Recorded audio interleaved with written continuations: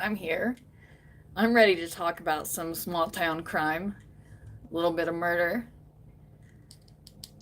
So, this story is interesting because I actually had a hand in it, and that comes at the end. But what we're going to do, if I can figure this out,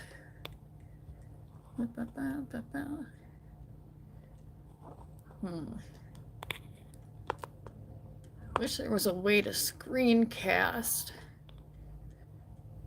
from here. Well, I guess there's not a way to screencast from here. But what we can do later is there's a video about this specific case that was on Investigation Discovery.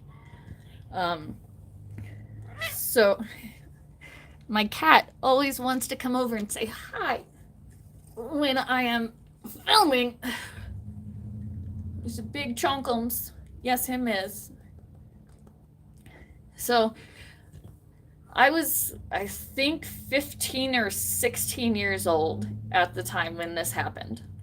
I was still in high school, working my second job, which was at a McDonald's.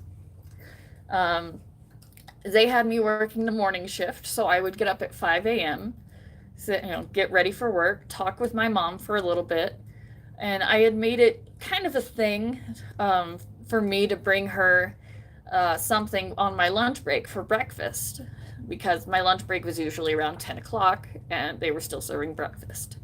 And I literally lived behind the McDonald's, just across a little bit of a field.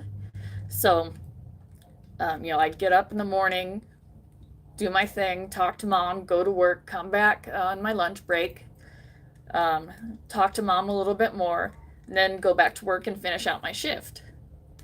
Well, this day in particular, I came home during my lunch break.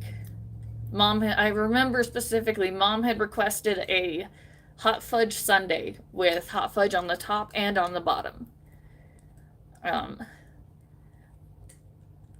And when I got home on my lunch break, my mom wasn't there, which was really odd because it was still early. It was about 11 o'clock. So that was weird. I tried calling her cell phone. She didn't answer. Again, that was weird. But I had to go finish out my shift at work. So 2 o'clock rolls around. I get off my shift. I walk across the little field, get home, unlock the door, and the phone's ringing. I pick it up, and it's mom. I told her, it was weird. You're not home. What's going on? And in this very flat voice, she said, Izzy, Brett's dead. And now, Brett was my stepdad's best friend. Like, they had been friends since elementary school because it was a very small community. Everybody knew everybody, but they were best friends. They always got in trouble together. They always hung out together. Like, even, we lived out in the country for a little bit, and Brett would come over and work on classic cars with my stepdad, Gary. Well, like, anytime Brett was upset about something, he would come down to the garage, start working on the car. So it was really nothing to see Brett's car in the driveway. He was pretty much like family. And Brett had a wife and a son.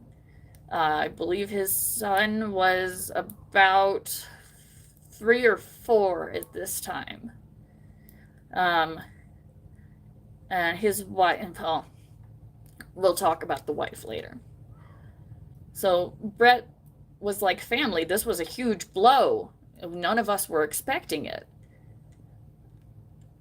We had no idea what was going on because there was nobody out there. Brett didn't have any enemies that we knew of, except for one.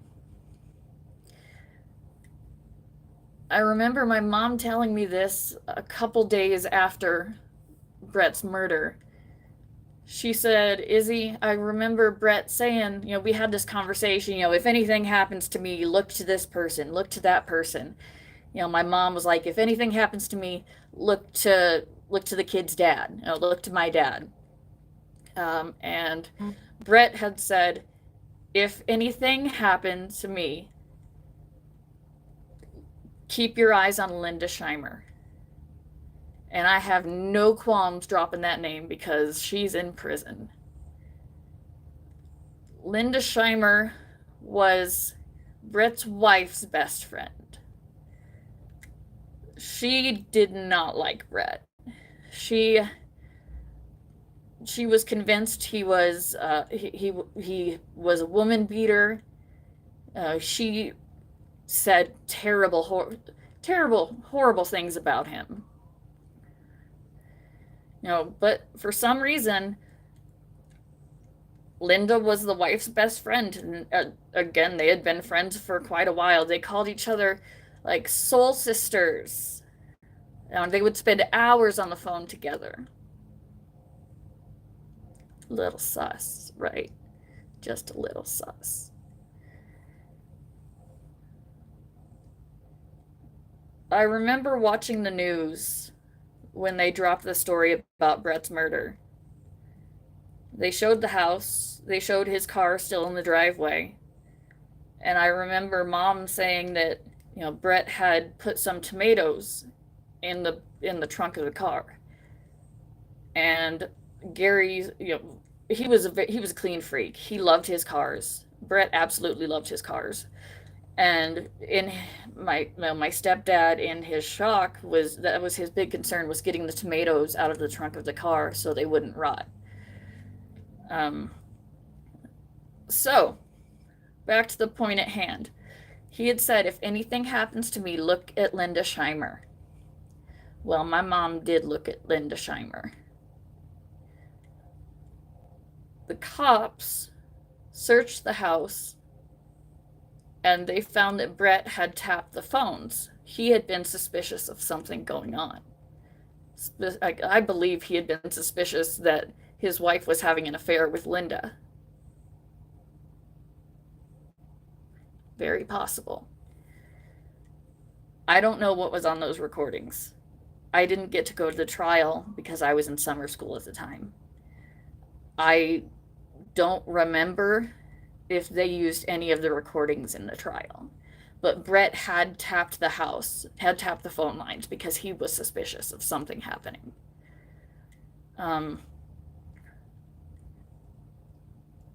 Here's where it gets funny. The person who actually committed the crime wasn't from our area. He was a high schooler, just a year or two older than I was, from a downtrodden district of Indianapolis. And we looked at Linda Scheimer. She was the connection. Linda was the cool mom, that one parent who will let you smoke pot in the living room or will let you drink underage because she doesn't care. She was the cool mom. Cool moms are never cool.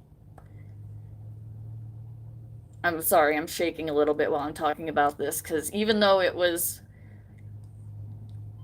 20 years ago, it's still, the scars are still there.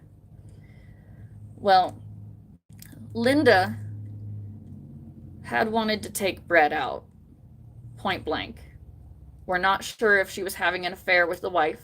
We're pretty sure she was, but there is no concrete evidence to say that.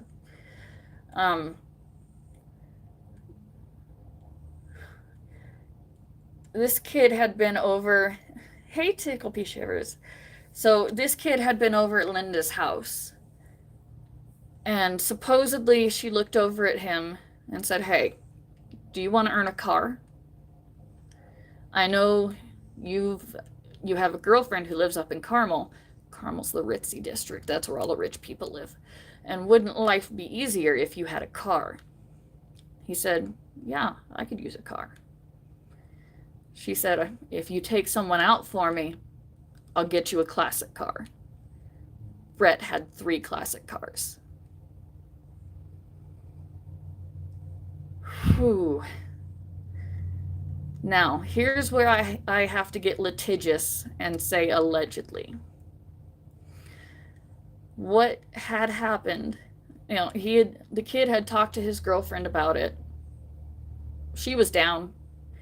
What we're going to do is I'm going to screencast and we're going to watch the episode of For My Man that focuses on this trial.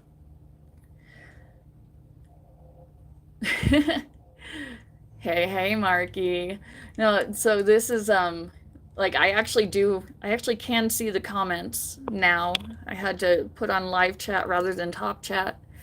Oh, my foot's falling asleep. Holy crap. So the girlfriend was all for it. She had a car.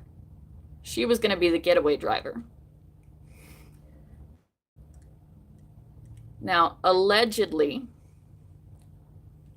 Linda Scheimer had the wife in one room of her house and the kids in another room of her house.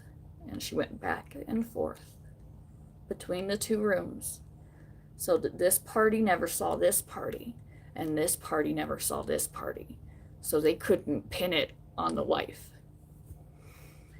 Allegedly.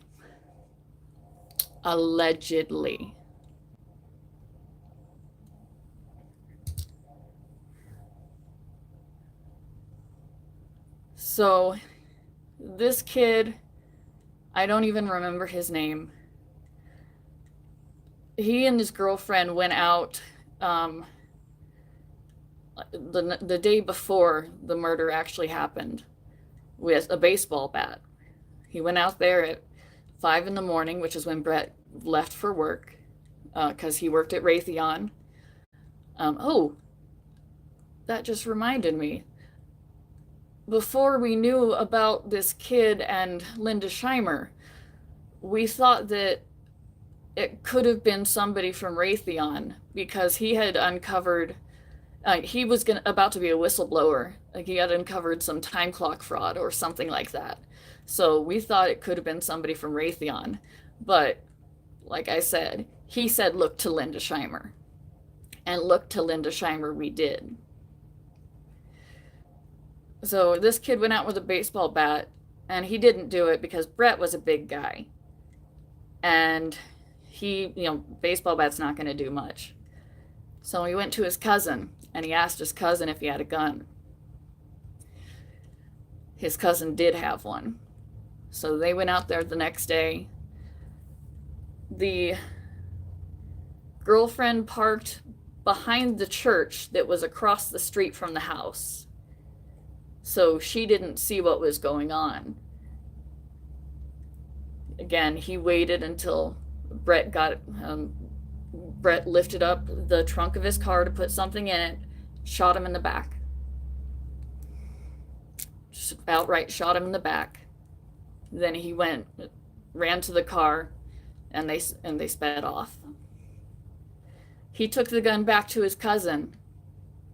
The cousin asked, "Is this gun hot?" He said, "Yeah, it is." Fortunately for the case, this kid wasn't very smart.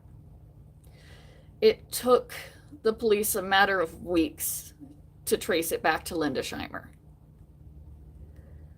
And, whoo, buddy, my mother was a crusader for Brett.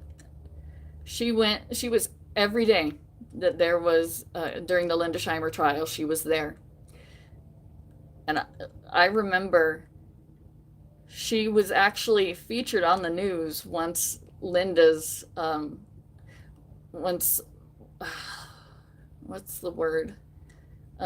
Linda's sentence was read.